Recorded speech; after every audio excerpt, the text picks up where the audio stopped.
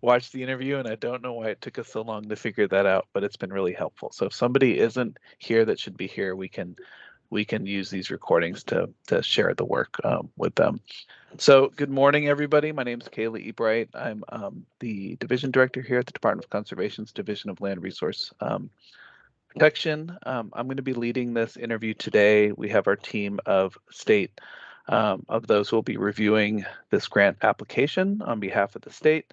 And I wanted to say up front that I might get pulled over to the assembly for a budget hearing towards the end of this meeting, because the $20 million for the next round of this program is being proposed to be moved to a bond, and it might get pulled into the budget hearing. So if I have to step away, Melinda's going to carry the meeting forward, but I think the timing is going to work out just right. But if you see me watching two screens at once, that's the life over here in May.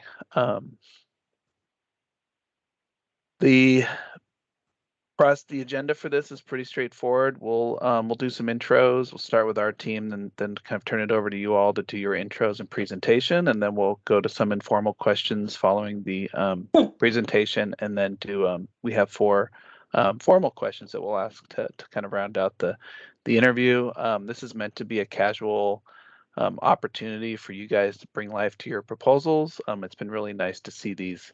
It's really helpful to have these interviews because it gives a different life and perspective to the words that get emailed and read to us when we look at these things on paper. So I've already introduced myself, so why don't I shift over to my colleague Melinda, and then we can go from there. Good morning. My name is Melinda Kelly, and I work on a number of different grant programs, including the MLRP program, and I'm glad to be here and thrilled to hear about your program or your project. Why don't we go to Krista next? Hey, good morning, everyone. Krista Tomlinson, Environmental Program Manager for CDFW Region 4, based out of Fresno. I cover generally our CEQA and CISA half of the program, and nice to see you all. Perfect. Thank you, Krista. And Anthony? Hi, I'm Anthony Blitz. I'm a senior engineering geologist with the Water Board's Groundwater Management Program. We're the program that implements the Water Board's role in SIGMA. And I am sorry if I'm missing you, but is there anyone else from the state team that I need to introduce? Yeah, oh, there's here as a review. Here as a perfect time. Well. All right. Hey, good morning, everyone. Ernie Echavesta with the Governor's Office of Planning and Research, here to support as a reviewer for this application. Perfect. All right. Who from the Merced team would like to lead off intros and or just lead off with intros and presentation? I'll leave it to you guys. Great. I'll start. My name is Lacey McBride. I'm with Merced County, and I'm providing the staff support to the Merced Subbasin GSA. And I think we'll do our round of introductions. I'll pass it over to Chris Hepner. Good morning, Chris Hepner here. I'm with EKI Environment and Water. We're a consultant that has been retained by the GSA to help with local demand management actions, including a local land repurposing program and support for this grant application and this grant program. And then our partners at Great Valley Seed, starting with Doug.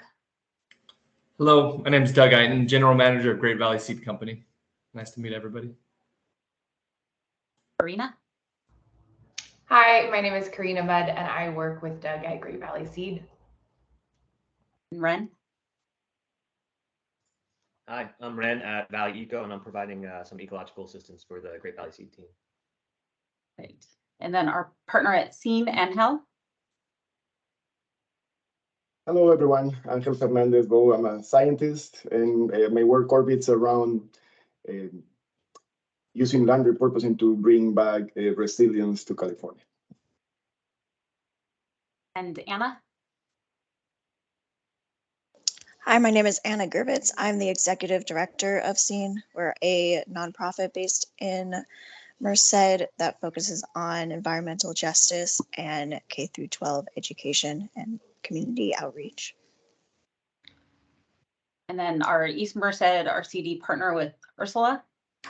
Hello, I'm Ursula Stock, and I'm the Director of East Merced Resource Conservation District, and our technical assistance provider and irrigation specialist is Trevor. He's here. Trevor's waiting. Merced Wildlife Refuge, Gabriel. Hello, everybody. I'm Gabriel Sandoval, the Merced National Wildlife Refuge Manager. Pleasure to meet you all. And River Partners, Helen. Good morning. I'm Helen Swaggerty. I'm the Director of Grants with River Partners, and we're happy to serve as a partner with the Merced Subbasin GSA. Nice to meet you all. And then with our mutual water companies, Brad. Hi, this is Brad Samuelson. I manage La Paloma Mutual Water Company and Sandy Mush Mutual Water Company. I basically will be the liaison to a lot of the landowners that we'll be working with in the future. Great. And I think that's most of our partners. I do see a phone number. It looks like a 209 number. Yeah, good morning. This is Sean Brophy. I'm the Deputy Project Leader of the San Luis National Wildlife Refuge Complex. Great, thanks, Sean.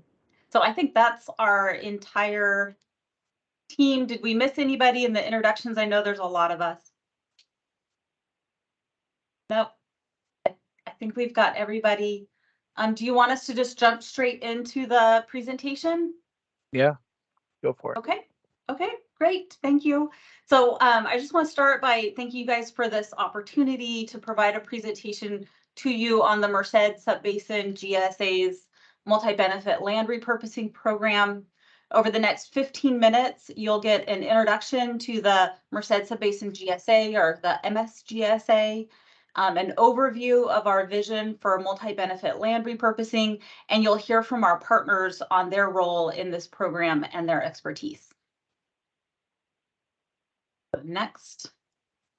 So the Merced Subbasin GSA is the exclusive GSA for a large portion of the Merced Subbasin, which is in yellow on this map. It includes 9 water agencies and counties. The majority of the water users in this GSA rely exclusively on groundwater for their water use.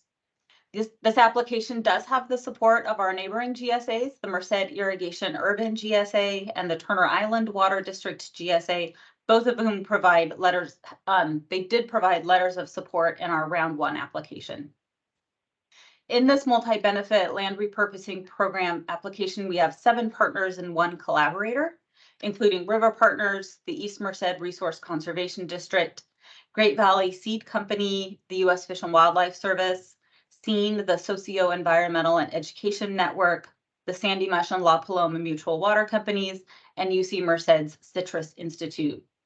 Our partners are diverse and they have complementary expertise, and we have a history of collaboration in this basin among the entities here, with the GSA and with each other throughout different projects and programs. The Merced Subbasin is in a critically overdraft basin composed predominantly of agricultural lands, but also with a significant portion of grazing lands to the east and managed wetlands, and the Merced Wildlife Refuge to the west. In this map, you can see the disadvantaged communities, which are highlighted in pink, which cover a good portion of the basin. Land repurposing is not new to the Merced Subbasin GSA. As a part of its phase 1 implementation of the Groundwater Sustainability Plan, which was recommended for approval by DWR in March, the Merced Subbasin GSA implemented a locally funded land repurposing program for shorter term projects that help the GSA achieve immediate reduction of groundwater consumption, while also targeting benefits to disadvantaged communities, subsidence areas, areas of declining groundwater levels, areas with domestic wells. During the first year of this program, the GSA approved 8 agreements with landowners, which repurposed over 2,000 acres and saves over 5,000 acre-feet of groundwater consumption during the life of those agreements. So the GSA is poised to kick off their 2nd year of the local land repurposing program in June of this year. So the vision for multi-benefit land repurposing includes two main projects in this application. The long-term land repurposing component would build upon the successes that the GSA is already seeing with their locally funded land repurposing program and would include individual land repurposing projects in the potential areas highlighted on the top map. The objective would be to maximize improvements to sustainability indicators, including groundwater levels, subsidence, storage depletion, and water quality. These projects would prioritize benefits to disadvantaged communities. And as an example of these projects, of these long-term repurposing projects, or I should say an example of these long-term repurposing projects is already being pursued by a couple of our partners already, even outside of this multi-benefit land repurposing application. So we're already seeing examples of this. The second component is establishing a wildlife corridor, which historically was identified by the state in order to improve connectivity between the Sierra Nevada mountains and the Merced and San Luis wildlife refuges. The potential corridor area highlighted on the map shown on the bottom here already includes portions of the basin that are in production agriculture and some that are already under conservation easements. Connecting these lands would extend habitat restoration benefits, reduce groundwater use, improve air quality, and create recreational spaces. So next, I'll pass it off to Chris Hepner to go to the next slide. Thanks, Lacey. The Merced MLRP program will be coordinated through the structure outlined here. First of all program work will be done in close coordination with the Department of Conservation and the statewide support entity. We expect that the DOC and statewide support entity will provide high-level guidance, facilitate introductions and networking amongst other land repurposing agencies, as well as sharing best practices and lessons learned from other land repurposing programs in the state.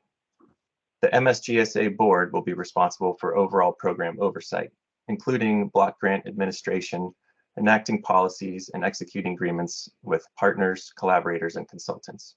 The board holds regular public meetings at which MLRP topics will be discussed. The MLRP Technical Advisory Committee will consist of GSA staff, partner staff, and technical consultants, and will work primarily on developing and implementing the technical aspects of the MLRP plan. This committee will leverage the experience of its members to ensure the plan achieves the program's goals and vision. The MLRP Stakeholder Advisory Committee will lead the stakeholder outreach and engagement efforts, including developing appropriate and effective outreach strategies and conducting outreach through public workshops and other methods. We'll now start to walk through the 6 tasks of the grant work plan. Task 1 is the foundational task of developing the MLRP plan. The objective here is to create a plan that aligns with the DOC's program goals, as well as with the GSA's goals in the GSP, and results in a self-sustaining and adaptive land repurposing program that has broad support in the region, provides benefits to disadvantaged communities, and preserves the agricultural economy in the basin. The plan will build off the GSA's existing land repurposing program and may incorporate such elements as the project's scoring framework, GIS mapping and analysis tools, land repurposing agreements and contracts, and outreach materials and methods. Throughout the plan development process, the team will seek involvement from DACs in the basin to ensure that local priorities are understood and reflected in the plan. Moving on to task 2, project development and permitting, here's where individual land repurposing projects are brought to fruition, aligned with the 2 programmatic projects discussed earlier. This task will involve technical design, legal and administrative aspects, permitting, and other project development work.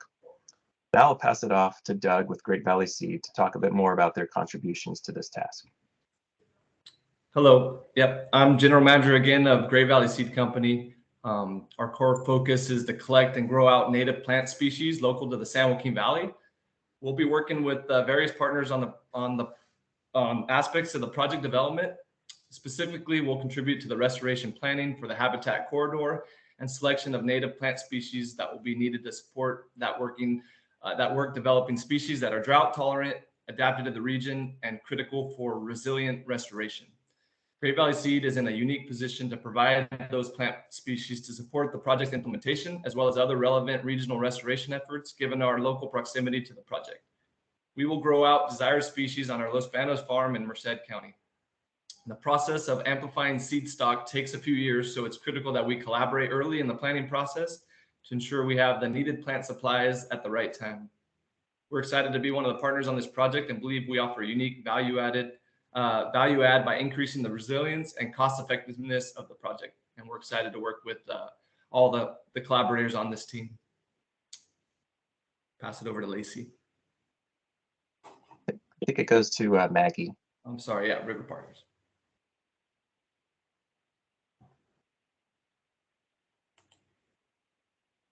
Hi there, I'm Maggie from River Partners. Sorry I wasn't able to join the intro round. But River Partners will also participate in project development and permitting. We have 25 years of habitat restoration design and implementation experience in the Central Valley, with over 20 years specifically in the San Joaquin Valley. Our large landscape level restoration projects have included specific design elements for riparian dependent and upland species that aid in recovery efforts along major rivers in California, especially notable threatened and endangered species along the San Joaquin.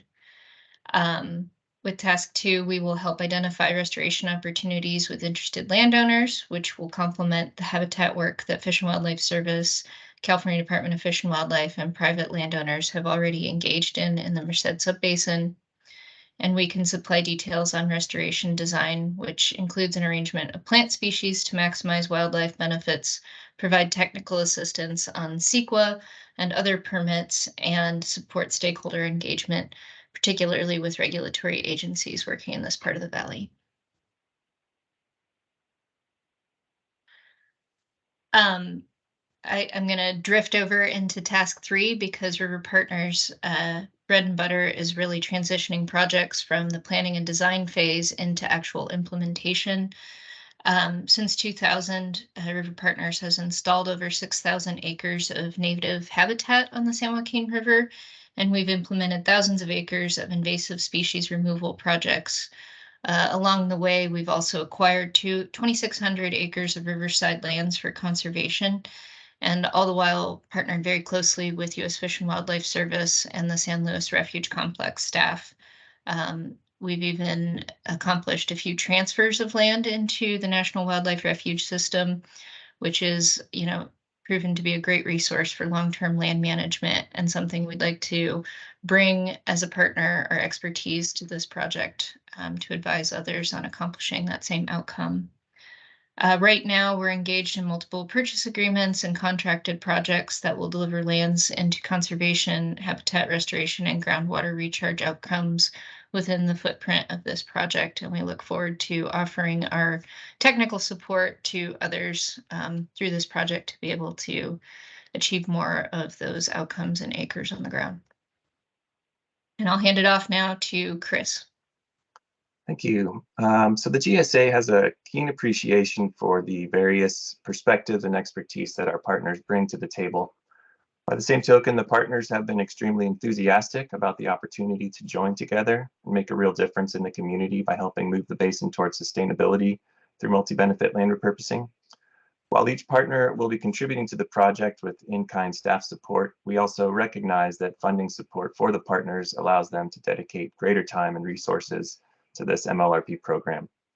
As such, we have dedicated a portion of the grant funds for partner support to build their capacity.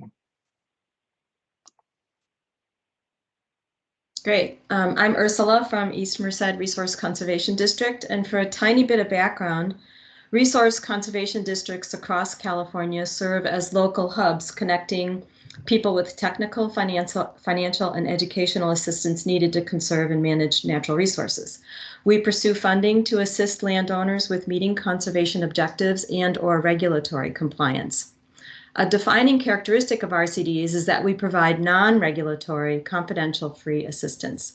This characteristic gives RCDs a nimbleness that puts us in a good position to act as a liaison between federal and/or state programs and local landowners.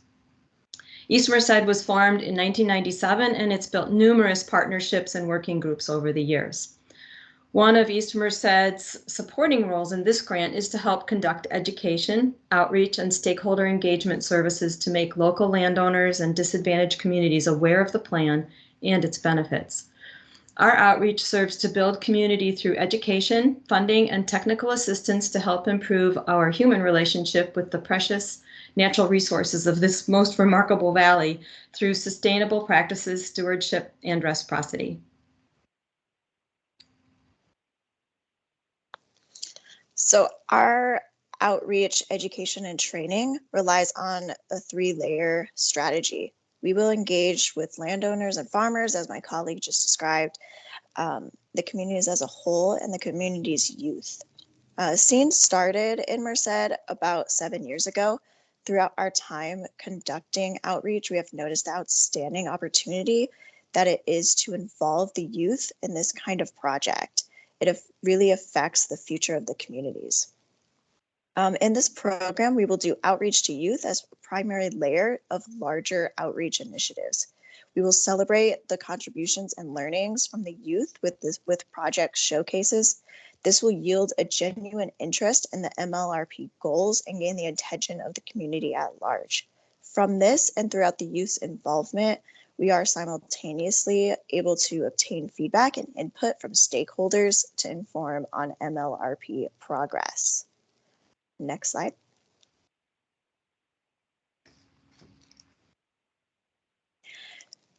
Monitoring is a really essential work to validate our efforts with our MLRP projects. We are involving community members in it. Through citizen science, stakeholders will help collect and create open access information on the key performance indicators of the MLRP program. Initially, we plan to collect data about total dissolved solids with low-cost monitors that we will donate to the communities. This is especially important when we are looking to increase the water quality of disadvantaged communities, as communities will be able to directly see water quality change or the lack of change and respond to it immediately with feedback and recommendations. We will also monitor air quality using community engagement, since air quality changes faster than water quality upon land use changes. And then I'll pass it to Anhel. For us, MLRP is an opportunity to bring back the natural resilience lost by the San Joaquin Valley in the last century. And that includes environmental, social, and economic resilience, especially near disadvantaged communities. We are already working to identify the best lands to repurpose using a lens of justice to bring here those socioeconomic and environmental opportunities, more water security, better air quality, infrastructure, recreation, and all working with community leaders and residents. In parallel, as Anna says, our K-12 educational program will inspire children to pursue higher education and to understand the region better. And ideally, when these children graduate from a college, they will be able to come back to Merced, to our community, and they will have opportunities created now by these community leaders. And they will be able to become the future community leaders, creating a positive cycle of sustainability and independence, especially for disadvantaged communities. And they will be able to address the challenges that we are starting to tackle now with MLRP.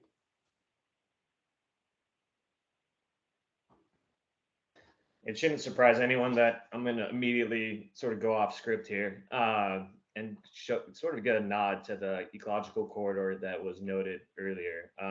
That ecological corridor, I just want to highlight it because we went over it quickly, probably represents one of the biggest connectivity opportunities in the San Joaquin Valley that people have recognized across generations, going back to my own time with the Fish and Wildlife Service on a lot of those easement lands. So I just want folks to really understand sort of the utility and value of that ecological connectivity.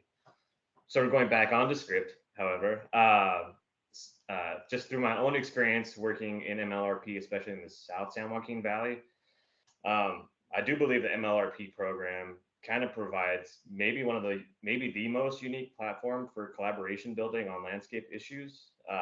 I think this team, we're just kicking off in this process, but I do believe this team sort of represents the the sociological and the agroeconomic interests of the region. And I think we could do some pretty amazing things through this team. So I'm pretty excited to see it sort of forming up. Thanks for entertaining the corridor thing.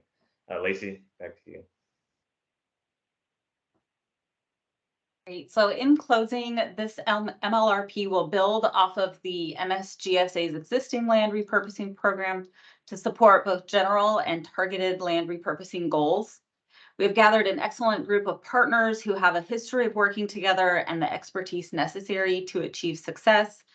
And we know that this Department of Conservation grant alone will not achieve the long-term goals that we have, but through this opportunity, we're looking to create the long-lasting programmatic capacity to achieve success. And finally, we recognize the importance of community engagement to ensure that outcomes positively impact the basin and are supported by our communities. And with that, I want to thank you for your time, and we're happy to answer any questions. Thank you so much. Put my tie on if you didn't notice, in case I get pulled over. I have to tie it in the moment with everyone on. So I'll put my jacket on in a minute. You'll see me it's like Clark Kent thing. All right. Does anybody have any questions for the panel or for the team or for, yeah. Yeah, I have a couple questions to kick us off. Let me know if you can hear me okay. Yep, sounds great. Okay, great. Go for it. Okay, so I understand that some of the repurposed lands are basically being assessed right now with a focus on the DAC communities. What types of elements are you focusing on to make those selections?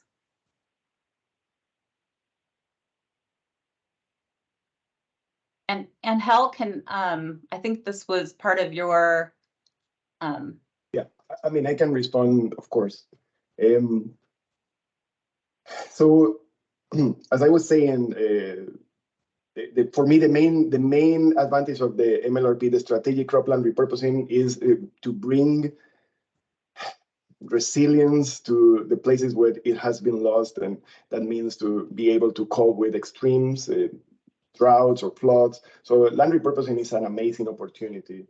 And traditionally, when we talk about land repurposing, it has been used only the agricultural layer of minimizing the losses for agriculture, and that includes also employment for communities. Not enough, no? So what we are trying to do here is to overlap many layers that include, obviously, revenues, include employment, but also add other levels of complexity, you know? So for example, what are the positive side effects, the positive externalities of repurposing a land versus another land, for example, by retiring pesticides near disadvantaged communities or by retiring fertilizers. And you know, just inside the small rural communities of the San Joaquin Valley, conventional agriculture leaches around 19 million pounds of fertilizers. And also, for me, a priority number one would be repurposing agriculture inside disadvantaged communities. Now, for example, so this kind of thing is obviously in each basin, we need to give different weights to different layers of complexity. But at the end, what we have is some kind of a tool that allows us to give different weights to the different layers. Now, for example, what is the probability that a dry well, a domestic well dries out because of its proximity to agriculture, no, this kind of thing. So we've been working in many of these layers that represent a more robust approach, no, to bring real multi-benefit projects to near disadvantaged communities and overdrafted basins. Does that respond to your question? Yes, it does. Thank you. I have a second question. So regarding the wildlife corridor, a couple questions regarding that. So it sounds like there are some land protections already in place within this corridor. Would the program also be seeking to lay additional land protections for areas that perhaps don't have conservation easements, or is the goal to focus on repurposed lands in some of those areas that obviously would fulfill piecing together the corridor? So if you look at like a crop map of the corridor. There are pretty large areas where it's, it's vacant or it's native grasses or it's habitat already. Some of those already have conservation easements, some of them don't. And so, like we said, this would be, piecing them together. I think for the corridor, it could be a combination of what you're suggesting. It could be a combination of adding some more of those protections or just repurposing. I think the intention would be to have a more permanent corridor. And so even though the repurposing is very long-term, it's 10-year plus, I think we would be interested in having a more permanent corridor there that would provide the habitat benefits, but also provide some maybe recreational and public use benefits as well. Great. And then our department does have a number of primary sort of focus areas for wildlife corridors. Is this one of those? And if so, what is the name of this one? I can jump in. I do know that this particular corridor area has been identified in the essential connectivity database and related, sort of mapping efforts in the past related to connectivity and, important habitat areas.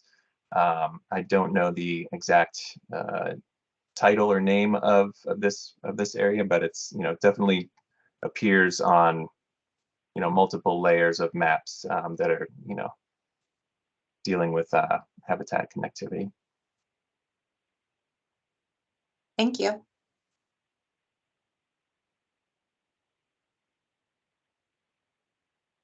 Other questions? Hi, yeah, I have a quick question. In your application, you mentioned that you've already kind of started a more short-term sort of voluntary phase 1 of your land repurposing program, and that's been successful. I was just kind of wondering if you could speak to that really quickly, kind of what that looks like, what sort of repurposing is going on, and it's voluntary. So how are folks using that, and what do you mean by short-term? How short-term are we talking about? I'll start with this, and then Chris, if you've got more to add. It's a pretty exciting program that they kicked off, and it is short term. So the GSA has back in 2021, they approved a target while they're working on an allocation policy which reduces groundwater use. They approved a target consumption reduction by 2025 of 15,000 acre feet annually. But since they're not going to have their allocation in place, they had to find different ways to achieve that consumption reduction. And they did it through a land repurposing program, so a local land repurposing program. They passed a Proposition 218 fee in summer of 2022 to pay for it. So landowners in irrigated lands in the GSA pay into this pot of money that pays for the land repurposing agreements to achieve their goal of 15,000 acre feet of annual reduction. They're short term because the payment structure is only it's 4 years of collecting incentive money to make incentive payments to cover 5 years of land repurposing. So according to the program that they developed, the repurposing could be anywhere from a minimum of 3 years to a maximum of 5 years in the first year, a maximum of 4 years in the second year they open this program. And then in the third year of the program, they can only be 3-year repurposing projects, because we only have 5 years worth of funding. That's all that the board would approve through this 218, and then they are anticipating having their allocation in place. Some of the projects that were approved in the first round, most of them are fallowing the land. Some of them have a cover crop.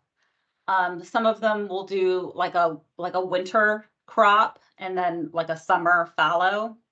Because it's so short term, there's not a lot of opportunity to do the big more habitat restoration and things like that.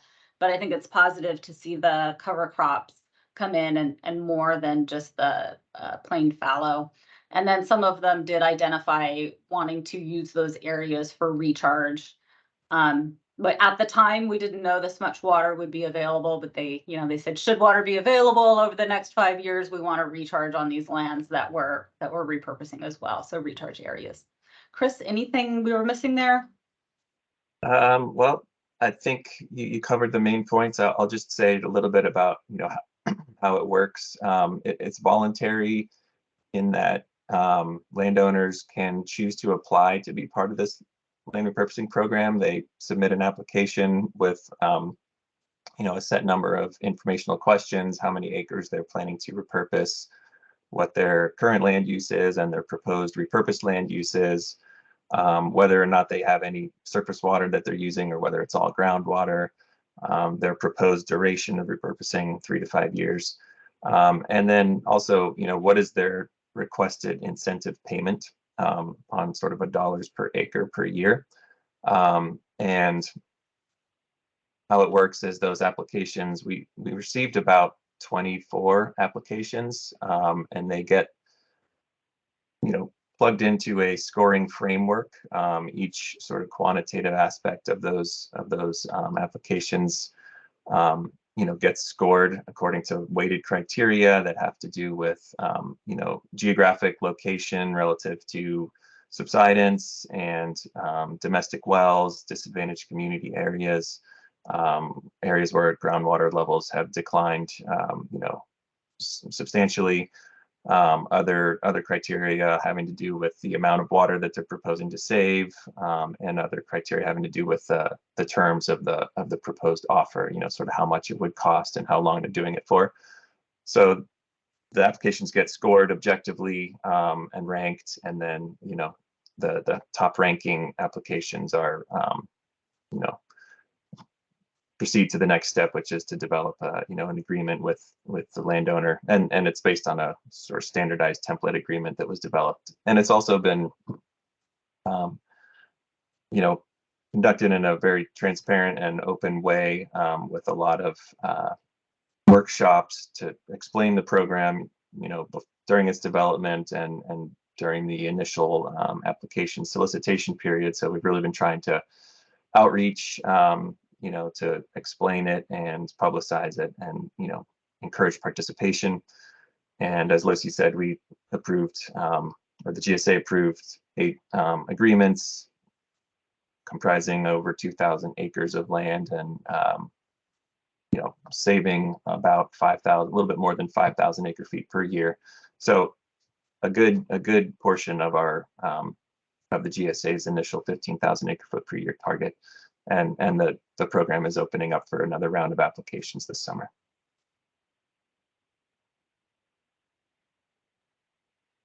Thank you, appreciate it. Ursula, did you have a add-on? Yes, may I ask a question of Krista? My question is, you mentioned that there are identified wildlife corridors or areas by your organization. Can you tell me again who identified those, and how would we find out if this one is one that's already been identified by the group you're speaking of? Yeah, so yeah, as Christopher mentioned, we do have available data sets available to the public through our BIOS platform. And you can look in there and basically assess both barriers, which are a focus of alleviating the wildlife connectivity barriers. And then you should also be able to find priority wildlife connectivity areas, and for a variety of species. And those were developed by both spatial modeling, using a variety of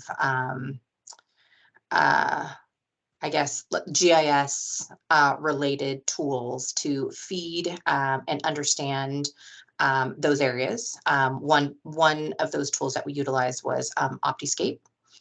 And in addition to that, we also used, of course, on the ground knowledge and expertise to understand through spatial studies that we've done on mountain lion, kit fox, and a variety of species to, really understand what their movements appear to be and sort of what their resistance is in certain areas, and basically compiling a lot of that information through numbers and numbers of meetings to kind of collaborate statewide on identifying these priority areas. So, and or barriers.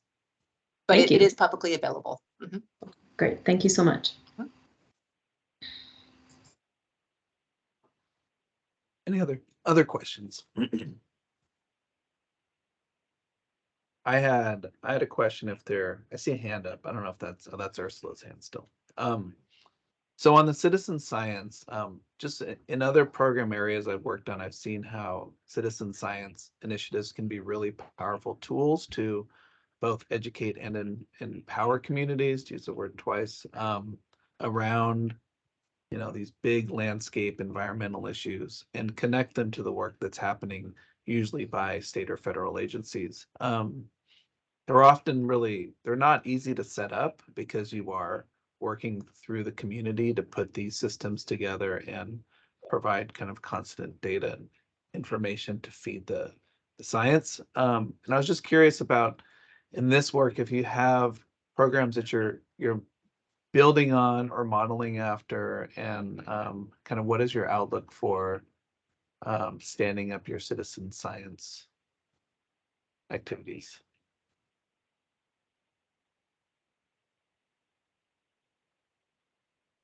You want to respond, Anna? Oh, okay. Yeah, I can respond.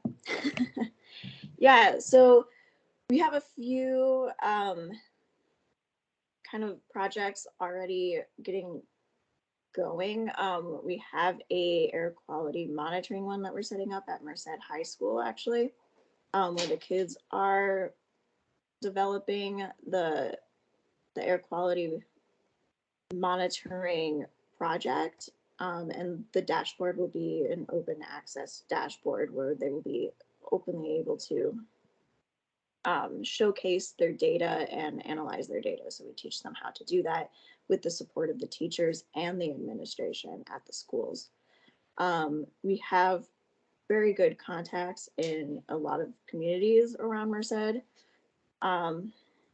that are very supportive and want especially their youth involved.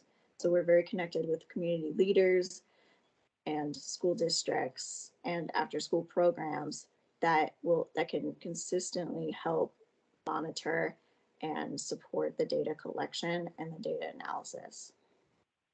Angel, do you want to add? Yeah, we also have a pilot project installing reverse osmosis filters in houses like low income and extremely low water quality. And we ask them to monitor the TDS, no? So we give them these pens that they can just submerge in a glass with water, and they can read how much total dissolved solids are in the water, and they can compare them with the filters, so they see if the filter is filtrating, and that's very, very informative. Many families have kids, so it's always fun for kids, no? But that's a pilot that is very similar to what we would do here, although this would have much more data, no? But we are used to work with data. So. And if I may answer, in the case of East Merced Resource Conservation District, we're on the ground with a grant right now, a WETA grant, which is a mobile irrigation lab. So we are one-on-one talking to farmers and evaluating their current irrigation systems, and then we prepare a report according to NRCS standards and give them that report. It's just between us and them, and they can then take steps to improve and enhance their irrigation system. They can also use that information to apply for other grants to upgrade their irrigation system. But that is loaded with science and all kinds of measurements regarding soil quality and water retention, and includes recommendations for improving that. Yeah. Great, thank you. My other question is the one that we've been getting from the legislature when they think about reducing funding for the program. And it's, what happens if you don't get funded? How will that, you have an effort going forward now Like what happens if you don't get the ground? What do you lose? And just what are the two realities, funded or not funded? I don't know how to ask the question, right? But you know what I'm trying to get at.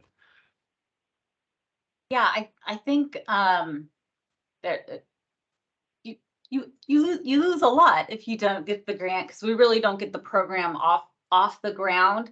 Hopefully, in Merced, we're still going to be able to continue with maybe not necessarily the corridor project that's a little bit more targeted, but other land repurposing that there could be funding for out there that could happen, you know, in parallel with this or without this, because there are other sources of funding. So for example, Brad Samuelson is on here with the mutual water companies, and he's working with landowners who are already looking for, they have land that they want to repurpose to habitat, or they want to repurpose to wildlife friendly recharge basins, and they're looking for partners to do that. They're partnering with river partners, they're partnering with Ducks Unlimited to do that.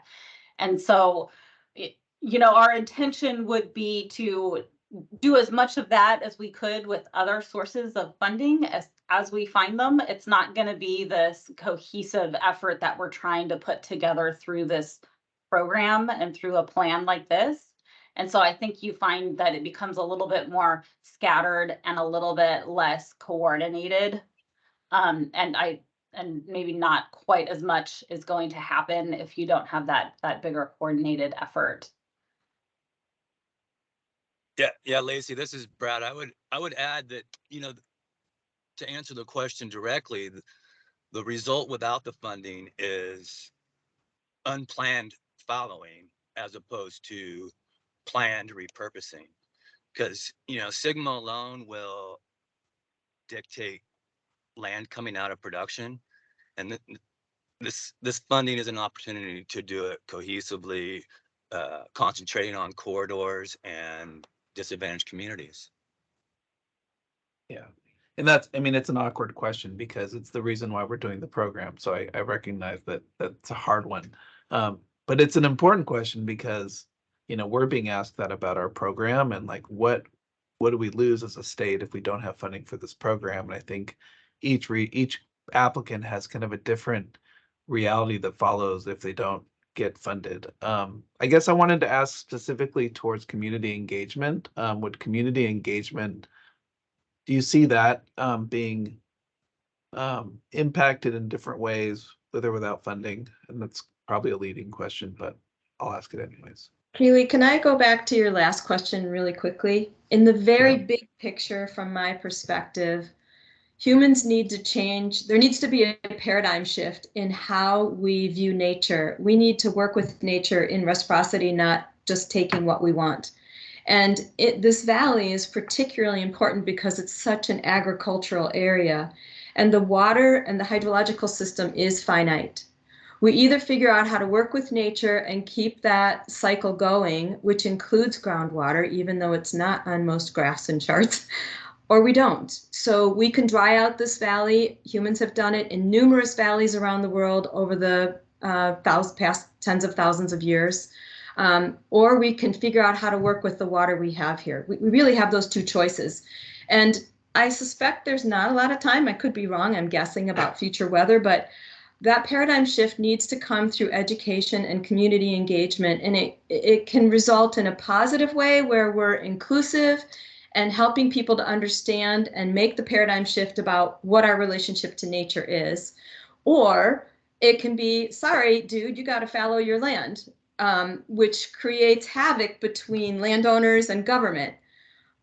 We need to build solutions that build trust. Relationships do not exist without trust, at least healthy ones. So that's the big picture. And that takes you to the answer to the second question, which is community building. It has to be done with community building so that people feel like they're included. And the system that is happening more and more in the US, when I look at what's happening with the wealth gap, we're getting more and more into basically a feudal system. We're all serfs, and then there's some wealthy people. And we're already there. So are we going to change that, or are we going to be okay with that? I mean, that's the really big picture, long view, and maybe it's extreme, but that's how I see it. And now I'll be quiet. And I just, before you jump in, I have to walk over to the legislature. I'm going to pop on my earbuds and listen in, but I'm going to hand it to Melinda to carry forward the conversation. So I really appreciate everybody's time today. If I don't get to say goodbye, and thanks for your patience with dealing with me being back and forth. So I'll leave it to Melinda to carry this on. Great. Thanks, Kaylee, and good luck over there. Happy walking. So hi, everybody. Welcome back. Ren, it looks like you had your hand up to provide some more feedback about the question. I was just gonna try to give Kaylee one more bullet before he walked into that next room on this front. And it was related to sort of experiences in the other basins, really targeted to what I think he needs in order to discuss things. Hopefully he gets his earbuds in. So just to tack on, and Ursula made some really strong points, but what we've seen in other basins, to be really candid, and it's probably, I probably wouldn't put it in exactly the same way, but there's sort of an innate separation in the conversational space between sort of land operators and the other segments of stakeholders that are not directly connected to land management or water, right? And so although there's this broader group of stakeholders, there's sort of the subsection that is highly connected and highly relevant, at least historically. MLRP, from what I've seen, has been the only opportunity that has made these things approachable from like groups like this, right? So a good example is without this MLRP application even on the table, a lot of folks in this exact room probably have never thought about each other in this context, which is like, how could we bring, you know, an environmental outreach and education organization in, the service, restorationists, and agricultural and water interests into a circle to evaluate water conservation and land conservation effectively without fighting each other.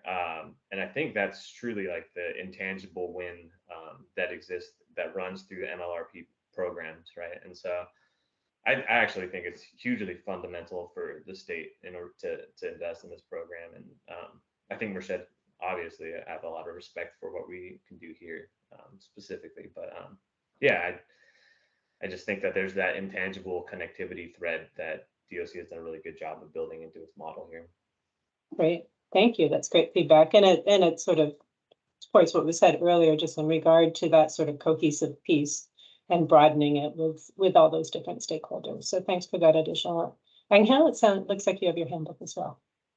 Yes, also to respond to Kelly, but basically our work with communities will continue on with or without MLRP. Our work is basically the same, and is to help communities become independent, become resilient, and part of our work is also helping community leaders apply for their own funding, you know, figuring it out by themselves. We're not here to do anyone's work. We are here to empower others so they can become independent and do their own work. And that's what we want to do.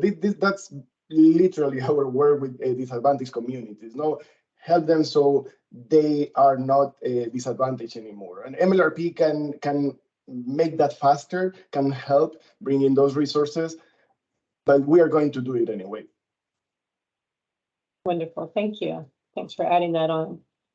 Any other questions or comments? I do have a handful of questions that I think that we're asking all the applicants, and I think these were provided to you in advance of the workshop, but and I think you've addressed most of them, but I'm going to just run through them really quickly if that's okay, unless there's some questions or comments in advance of that.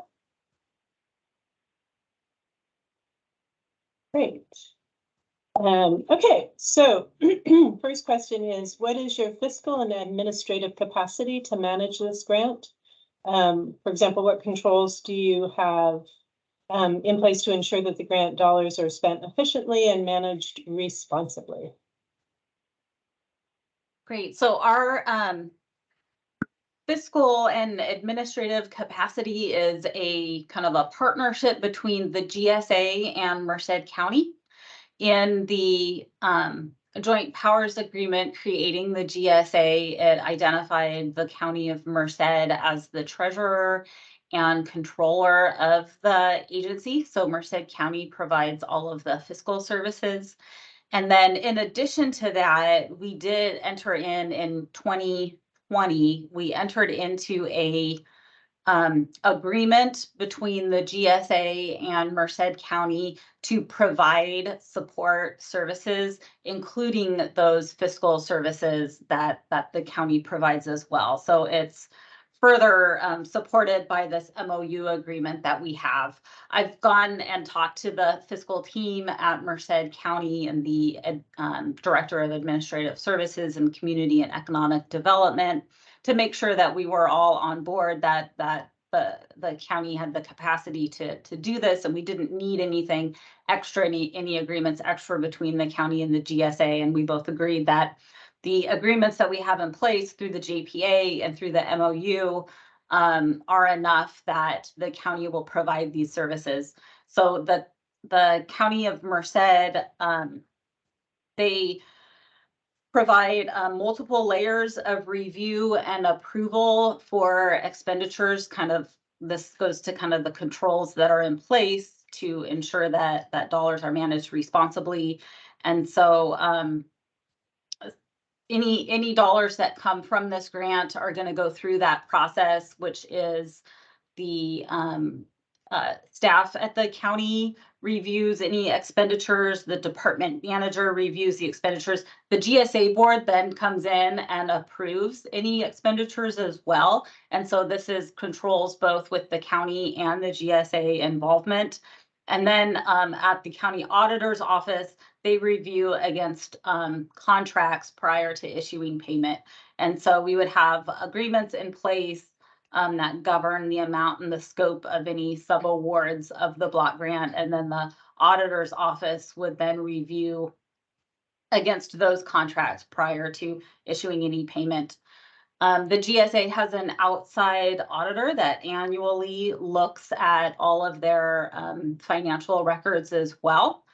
And the audit would, that would also audit the spending that's associated with the grant as well. And then in Merced County, they have a history of working with block grants. They work with the CDBG grant from HUD, which is our $40 million block grant that is worked on through the same team. And then the grants management is also provided training to the grants management training to the fiscal team as well. And so there are controls in place to make sure that the dollars are spent reasonably. And then, of course, for efficient spending, I think we would make sure that our multi-benefit land repurposing plan would determine the desired outcomes of the program, and the applications would be evaluated against those desired outcomes and those criteria and priorities to ensure the most efficient use of the grant dollars. And so we would focus on applications that meet that criteria. Awesome. Thank you so much for that thorough answer. I appreciate it. Next question is, describe the partnership and collaborations. I mean, you've touched on this, obviously. Describe the partnerships and collaborations you've built on or plan to build to support your work, and how you will utilize those connections to plan, develop, and implement land repurposing projects through your region. For example, how will each partner contribute to the work conducted under the grant? And like I said, you went into this pretty in depth in your presentation, but just since we are asking these questions of each of the grant applicants, I just wanted, if you could just respond to that, that'd be great. So I'll kick this one off. We have 7 partners and 1 collaborator, and as we talked about, many of the partners and the collaborators have worked closely together in the past. We have strong networks that are already connected together. Our philosophy on partnerships and collaborations is to be inclusive. We would be open to additional partners, and we want to leverage everyone's experience to build capacity and ensure that the program is, self-sustaining in the future as we continue. We're always looking for more partners. We have a current collaborator right now, which is UC Merced's Citrus Institute, that we're hoping that would evolve into a partnership in the future. I think there were some unknowns and limitations with UC Merced, that they weren't certain that they would have the graduate student available and the funding available to help participate in this as a full partner. So they joined as a collaborator. And the GSA entered into an MOU with UC Merced because we want to continue working with them, not just on this project, but on other projects as well. And so all that to say that we're looking to increase our partnerships as those opportunities become available and be inclusive. Chris, is there anything else I'm missing on partnerships? We could go into how each partner is contributing, but I think we did cover that in the presentation. That might get a little long. Yeah, no, I think you did a beautiful job with that earlier, so thank you.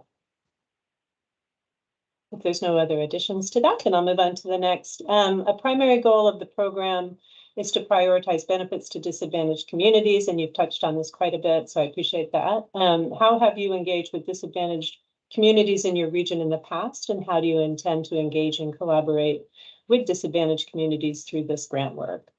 And again, I think you've addressed this pretty nicely in your presentation, but if there's anything else you want to add here, that would be great.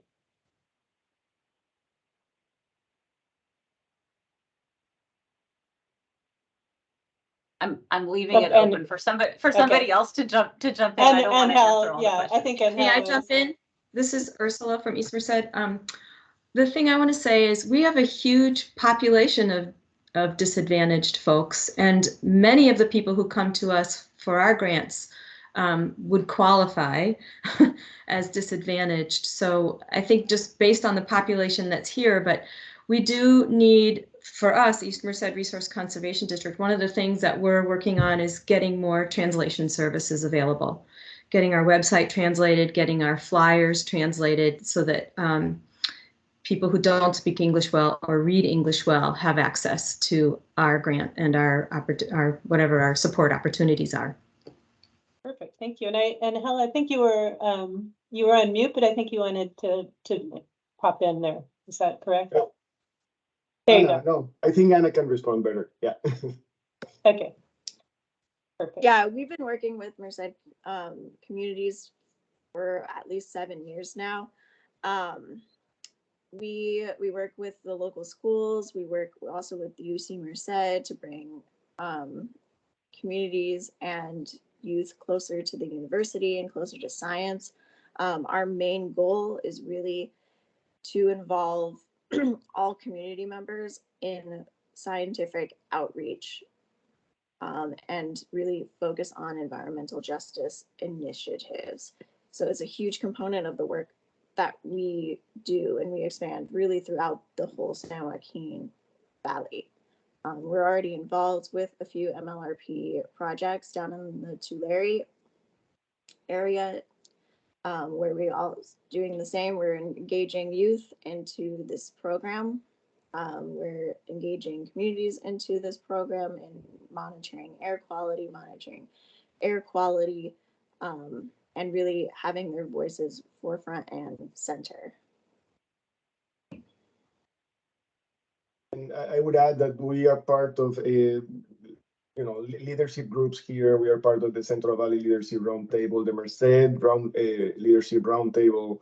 So we often meet with community leaders, with mayors, council persons from this region and from the whole San Joaquin Valley, actually.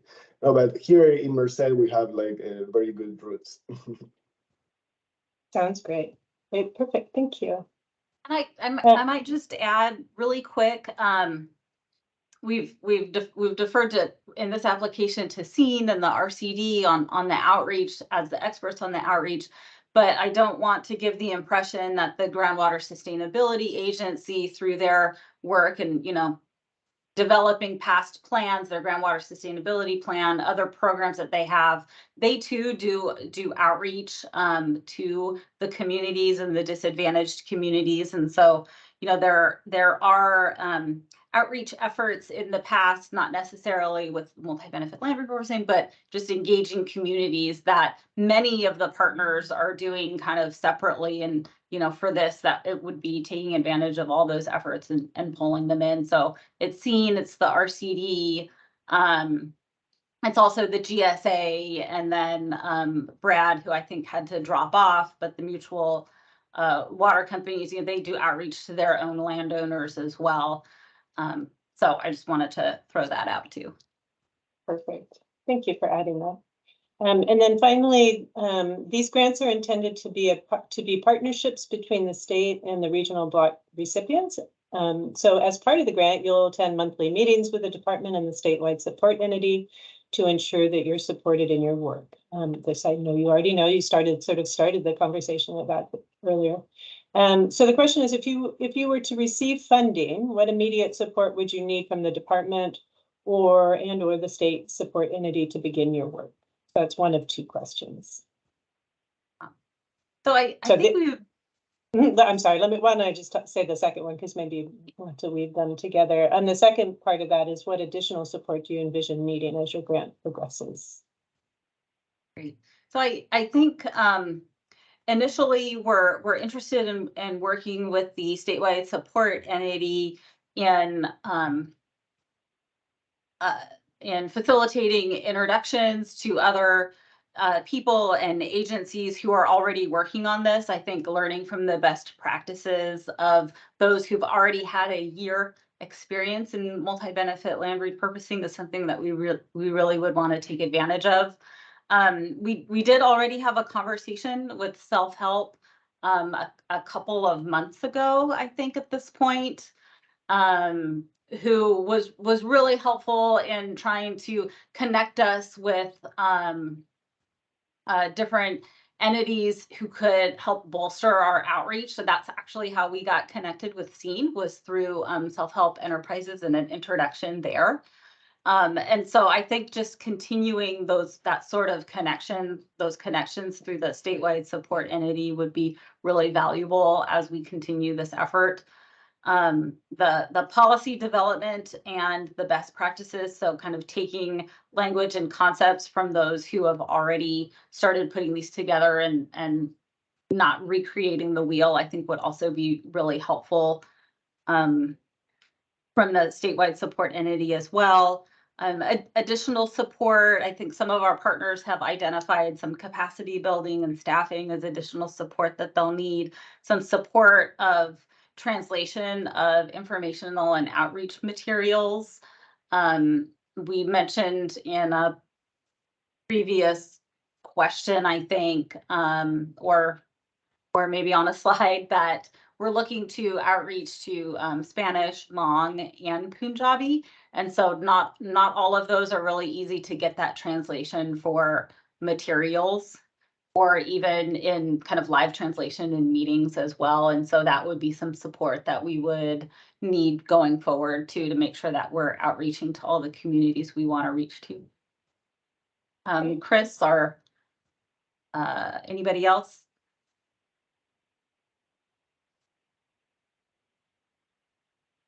I think that covers. Yeah.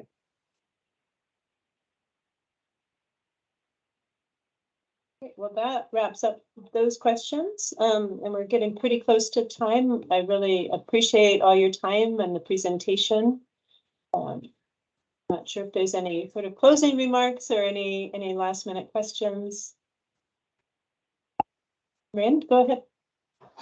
Melinda, this is a question for you, actually. So I think for a lot of folks on the call, we had experience with the first round of MLRP, either directly or indirectly through our project partners.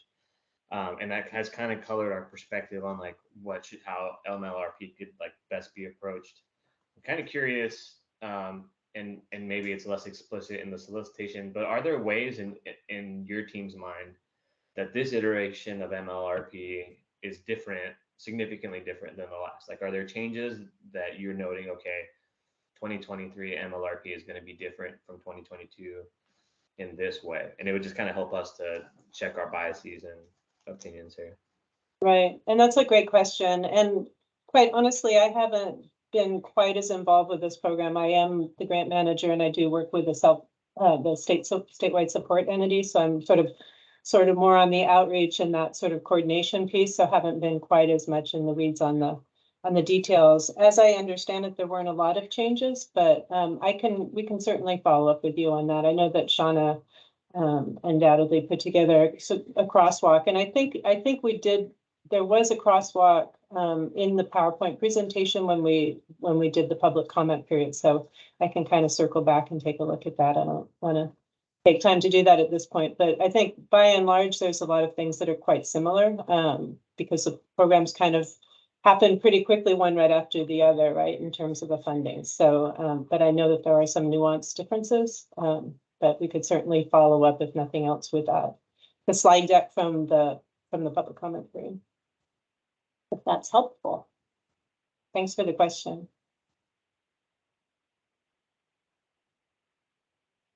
So I guess we just want to, if there aren't any other questions, I just want to say thank you for the time. We really appreciate the opportunity to explain our application a little bit more and to introduce you to our partners and kind of what our vision is for MLRP.